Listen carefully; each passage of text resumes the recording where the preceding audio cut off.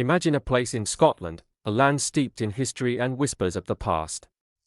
For centuries, a story has echoed through its valleys and across its moors, a tale of a wronged woman, a brutal betrayal, and a haunting that refuses to fade. This isn't just a ghost story, it's a deeply human tragedy, forever bound to the estate known as Woodhouselee. In 1567, Scotland was a land torn apart. Mary, Queen of Scots, had been forced to give up her throne to her infant son, James VI.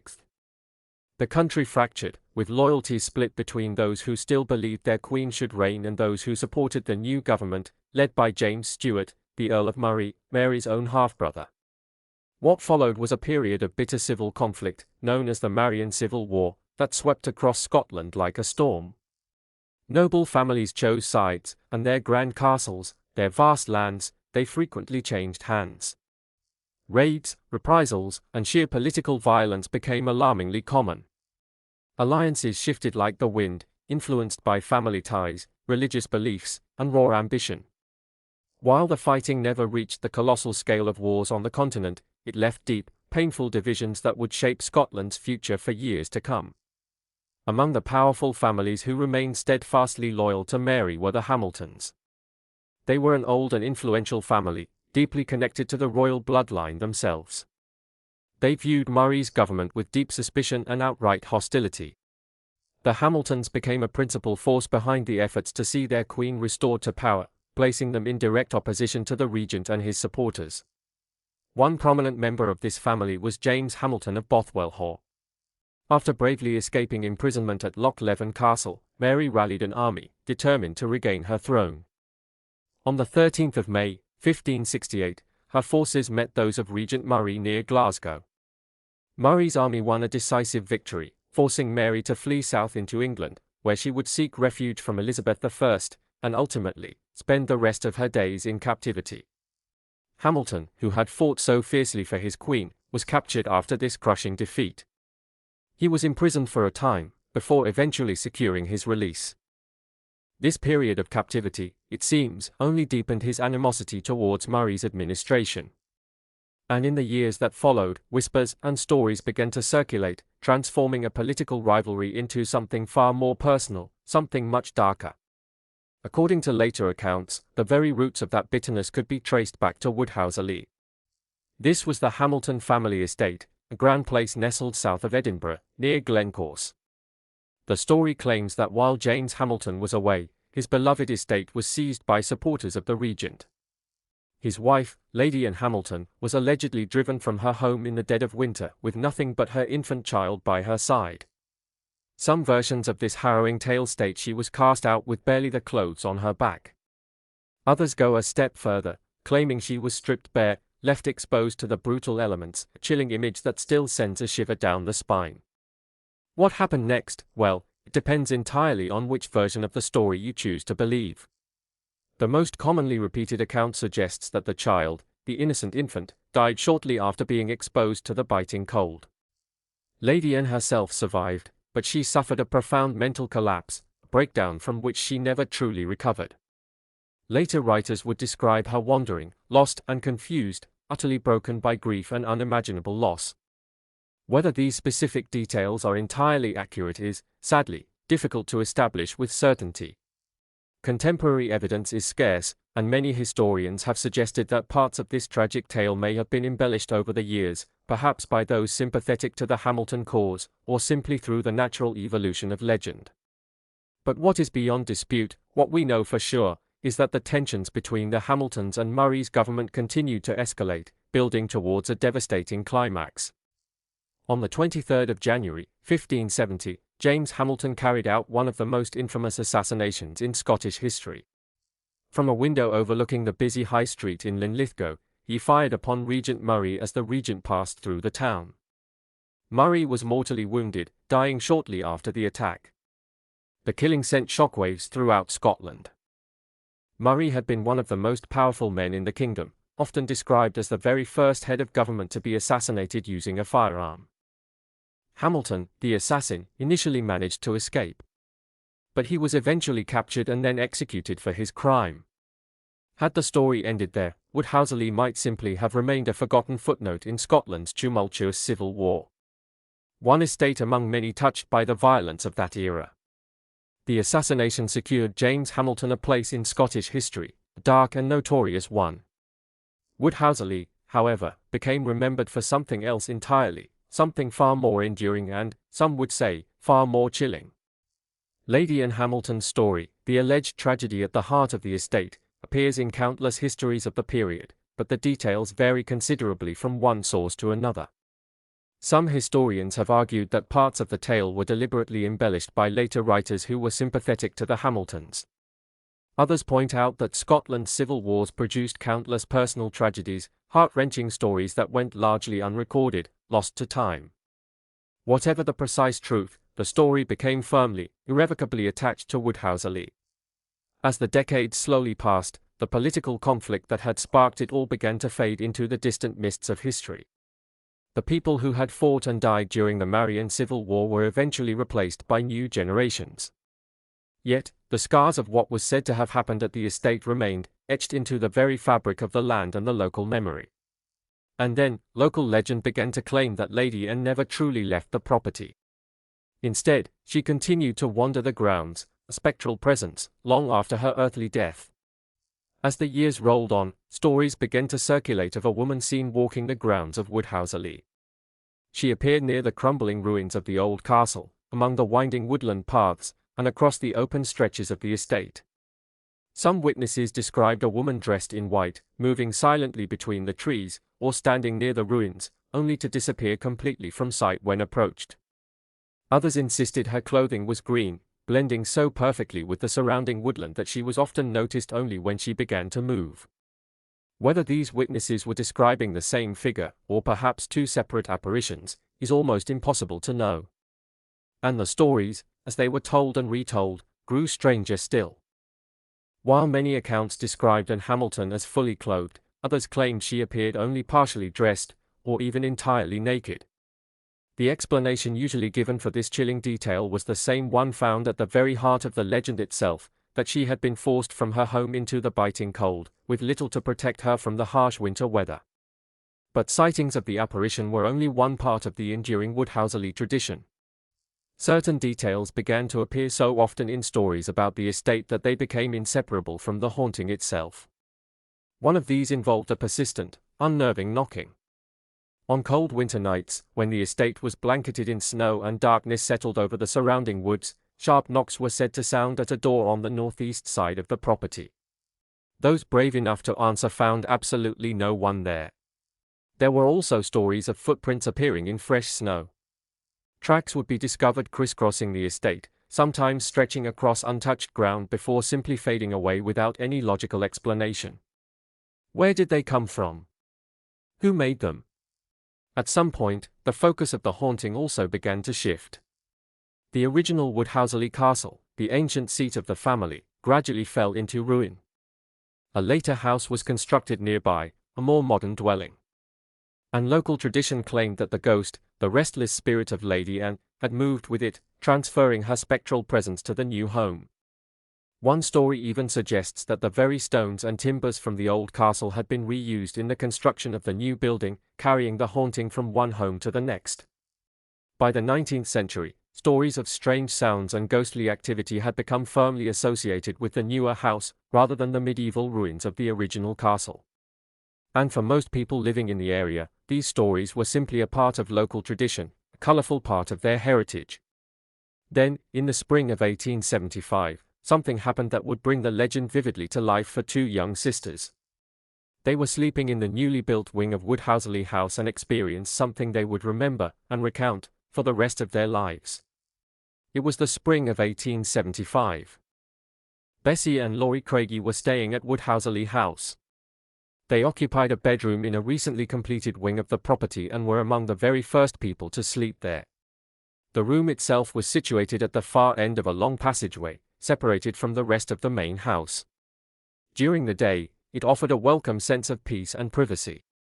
But at night, it meant they were isolated, at the far end of a long corridor, beyond the usual comforting sounds of the household. Anyone approaching their room would have to walk that corridor alone. And if either sister required assistance, help was a considerable distance away. Neither sister appears to have given this arrangement much thought when they first arrived. There was never any suggestion that the room carried a reputation for being haunted, nor that either woman expected to encounter anything unusual. Then, one night, both sisters awoke. Bessie later recalled that they were roused not by a faint creak or some distant sound elsewhere in the house, but by a deliberate knock. A sharp, distinct knock, clear enough to pull them from the depths of sleep. For a moment, neither sister spoke. In the suffocating darkness, Bessie became acutely aware that Laurie was awake, too. Another long moment passed as they lay there, listening. At first, there seemed to be no immediate reason for alarm. Houses, especially large country houses like Woodhouselee, are always busy places. Servants moved about at all hours. A member of the household might require assistance, or perhaps a late-night visitor had arrived. There were countless ordinary, perfectly sensible explanations for why there might be a late-night knock at their bedroom door. Yet, both sisters felt that something was wrong. The room remained completely dark. As their eyes slowly adjusted to the gloom, they searched for obvious and comforting explanations. But no candle light flickered beneath the door. No voice called to them from the passage beyond. Beside her, Laurie finally broke the tense silence. "It can't be the housemaid coming to call," she whispered. "Who can it be?" The question hung unanswered in the darkness. The sisters listened, their hearts pounding. Whoever had knocked had not attempted to enter the room. Nor had they immediately walked away. But they both had the distinct, unnerving sense that someone was standing just outside the door. Then came another sound, a sound that would haunt their memories. As Bessie later recalled, they heard a deep sigh, emanating from the passage beyond their door. It was followed almost immediately by footsteps, moving away along the corridor. Not the steady, purposeful pace of somebody returning to their own quarters, but a quicker, more hurried movement, as though whoever had paused outside the door had suddenly, perhaps fearfully, changed their mind. The footsteps retreated swiftly down the passage until they could no longer be heard. And at that point, the suffocating tension finally eased. Whoever or whatever had knocked at the door was now departing rather than entering. But neither woman found themselves able to settle back to sleep. The sisters reported that no further knocks came to the door, and no other voices were heard anywhere else in the house. Yet, for some time afterwards, they remained awake, listening intently to the darkness beyond their door, replaying the strange, unsettling sequence of events in their minds, wondering who, or what, had visited their room that night. Morning brought a rather different reaction. Over breakfast, the sisters recounted the knock at the door, the sigh in the passage, and the retreating footsteps. They may have expected their story to be dismissed as a misunderstanding, or perhaps attributed to some ordinary noise in an unfamiliar house. Instead, their family appeared neither surprised nor particularly concerned. According to Bessie, the incident was treated almost as a sign of approval. Family members sitting around the breakfast table casually told them that they had regularly heard footsteps moving along that very passageway, and of knocks sounding at doors before hurried footsteps retreated into the distance. Many of those gathered were already familiar with these phantom sounds. The response seemed to have transformed the previous night's fear into something closer to mild curiosity. In later years, Bessie could even joke about the experience. "It was mean of you to call out, 'Come in,' to a ghost," she teased Laurie. "For I was next to the door." Many of the ghost stories associated with Britain's great country houses survive only because somebody took the time to write them down. Without letters, diaries, and personal recollections, most of them would have vanished into the mists of time long ago. Bessie's account, recounting that chilling night, could easily have shared the same fate. But in 1886, more than a decade after her stay at Woodhouselee, Bessie committed her story to writing and sent it to the Society for Psychical Research. Thanks to that thoughtful decision, the knock at the door, the sigh in the passage, and the retreating footsteps survived, preserved for posterity, long after the house itself has disappeared from the landscape. The decades passed. The Victorian era gracefully gave way to the 20th century. New owners came and went. The old castle remained a picturesque ruin, while Woodhouselee House continued to stand stoically among the trees and rolling grounds of the estate. Yet, the stories of unusual occurrences refused to fade. People continued to speak of the woman associated with Anne Hamilton, long after those involved in the original tragedy had passed into history. Supernatural stories of a female figure seen on the estate remained a vibrant part of local superstition and folklore. She was most often reported near the ruins of the old castle. Walkers claimed to catch fleeting glimpses of her among the trees before losing her again behind the dense woodland. Other people spoke of a pale figure standing motionless behind the crumbling stonework, only to find the spot completely empty when they looked a second time. Additional accounts placed her further from the ruins, moving silently across open ground before disappearing into the surrounding landscape. Then came the Second World War. The world beyond Woodhouselee was changing at a dizzying pace, and across Britain, country houses found themselves pressed into service as hospitals, military facilities, training centres, and even prisoner of war camps. Woodhouselee was no exception. During the war, the estate was requisitioned and used as a prisoner of war camp. Soldiers replaced the usual guests in the corridors and grounds, while sentries patrolled the perimeter at all hours, keeping a watchful eye over both the prisoners and a property that had already accumulated centuries of stories long before the war even arrived at its gates. It was during these turbulent years that reports of the woman began to surface more frequently. One account tells of a sentry who noticed a woman walking across the grounds after dark. Dressed in pale clothing, she was visible against the deep darkness of the estate as she moved slowly between the buildings and the surrounding trees. There was something unusual about her progress. She seemed to glide rather than walk, covering the ground with a smooth, unhurried motion that was incredibly difficult to judge at a distance. Believing she might be an intruder, or perhaps even an escaped prisoner, this sentry challenged her in the usual manner. But the woman didn't stop. She didn't respond either. The guard moved towards her position quickly. By the time he arrived at the spot where he had seen her, she had vanished.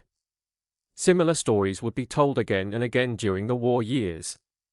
What makes these reports particularly interesting is that the sentries didn't initially believe they were looking at a ghost. Each sighting was treated as a potential security concern. The figure was challenged, and when she failed to respond, the guards cautiously approached. Each time, she was gone. This was not said to have happened just once or twice. According to the accounts that survive, guards challenged this mysterious figure on no fewer than 14 separate occasions during the war years. No intruder was ever found. No explanation was ever recorded. And once the initial excitement of each encounter had passed, the old story inevitably resurfaced. The woman seen crossing the grounds was not a trespasser at all. It was Anne Hamilton. Whether the soldiers truly believed that explanation is now impossible to know. Some may never have heard the story before their own encounter. Others may have learned it only after they had experienced something inexplicable themselves. Yet, with every new sighting, the legend that had survived from the 16th century found itself carried forward once again, finding new believers in each generation. The war would eventually end. The prisoners would leave. The centuries would move on. But the stories, the persistent whispers of the past, remained. By the 1960s, Woodhouselee itself was beginning to show its age. Rooms that had once hosted grand parties stood empty. Parts of the building had fallen into disrepair, and the estate had become a very different place from the one visited by Bessie and Laurie Craigie almost 90 years earlier. Then, in January of 1964, 3 men reported an encounter that would become one of the most frequently repeated episodes in the history of the Woodhouselee haunting. A man named Ian Grow and 2 companions were near the by then derelict house when they noticed an unusual light emanating from within the building. Watching from outside, they observed what was later described as a fluorescent figure moving back and forth inside the property. The apparition remained visible for several minutes. Unlike the Craigie sisters' experience, this was not a sound heard in the darkness or footsteps retreating along an empty corridor. The witnesses claimed they were looking directly at something. But what that something truly was remains open to debate. The house itself wouldn't survive much longer. It was eventually demolished, bringing a physical end to the building that had become the focal point of so many stories and spectral sightings. Yet, even this failed to bring the reports to an end. In the years that followed, stable girls working near the estate claimed to have seen a woman dressed in white. The house had gone, but the figure associated with Hamilton was still being reported. And perhaps that shouldn't be surprising. Long before there was a grand Victorian house, there had been the ancient castle. Long before there was a castle, there had simply been the land itself. Buildings rose and fell. Generations of people came and went. But the story, the enduring narrative of Woodhouselee, remained.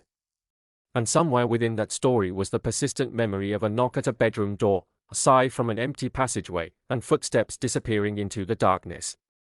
The question, of course, is whether any of it was ever truly Hamilton. Could there really have been a woman moving among the ruins, forever bound to the place of her suffering? Did the sentries during the war encounter something they simply couldn't explain, something beyond their military training? What stood inside that derelict house in 1964, shimmering with an unearthly light?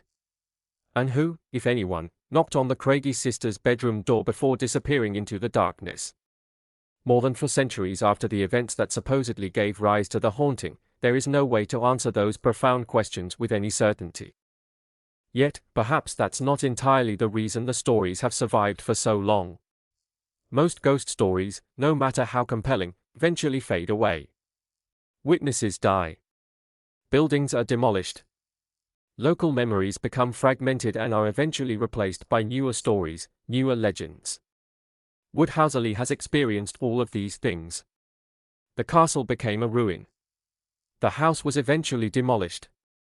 The people who reported many of the most compelling encounters are long gone, their voices silenced by time. But we still have the stories. Part of that may well be due to the haunting itself. A woman glimpsed among the trees, and footsteps in an empty passage. A knock at a bedroom door in the middle of the night. They are all the perfect, chilling elements of a classic ghost story. And despite being little known beyond the local area, they have helped keep the tale alive, passed down from generation to generation. But the ghost story is only part of the reason people continue to tell it. At the very center of the legend is something much older, much more profound. Not a ghost, but a deeply human tragedy. Whether Anne was truly driven from Woodhouselee in the manner later accounts so vividly describe remains a matter of intense debate among historians.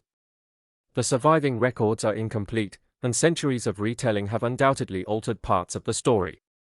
Details could even have been added, embellishments woven into the narrative. Others may have been forgotten altogether, lost to the passage of time. But even so, the central image remains remarkably powerful, resonating across the centuries. A woman, a wife, a mother, forced from her home. A child lost during the depths of winter, a life extinguished before it had truly begun. A family caught up in a brutal conflict far larger and more powerful than themselves. People don't need to know much about the Marian Civil War, Regent Murray, or the intricacies of the Hamilton family to understand why such a story continues to resonate so deeply.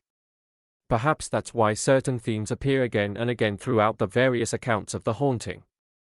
The stories return repeatedly to winter nights, to doors, and to the stark boundary between inside and outside. Anne was said to have been turned away from her own home, denied entry. Centuries later, the Craigie sisters were awakened by a sudden, insistent knock at their door. Elsewhere on the estate, unexplained knocking became a firm part of local tradition.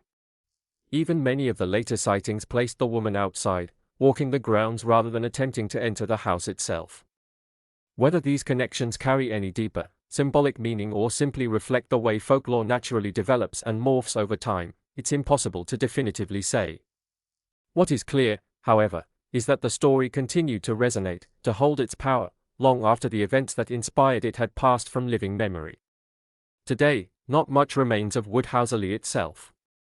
Yet, the stories are still told, and perhaps that's the closest thing to a haunting we can ever truly demonstrate. A story that still leads back to a darkened bedroom. A knock at the door. A sigh in an empty passageway. And the enduring question of what happened to Anne Hamilton. Do you find yourself drawn to these ancient mysteries, the tales that linger long after the physical evidence has vanished? If so, I encourage you to share your thoughts in the comments below. Have you ever experienced something you couldn't explain? What do you believe happened at Woodhouselee? And if you want to uncover more forgotten histories and chilling mysteries, Be sure to subscribe and hit that notification bell so you don't miss our next deep dive. We have many more stories waiting to be told.